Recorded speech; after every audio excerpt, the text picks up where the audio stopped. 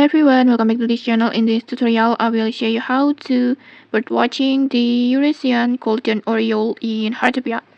So in this game, you can birdwatching this cute yellow bird like this. I think it's so cute. And to birdwatching this bird is very easy. You just need to uh, walk around your home.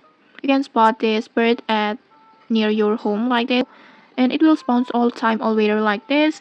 So just equip your birdwatching scanner and then just walk around to your home until you spot this bird, this yellow bird.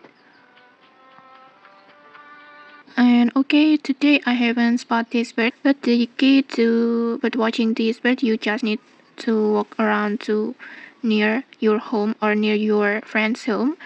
And to make it more easier, maybe you can use this auto bird whistle and camouflage bus to make your bird watching activity more easily.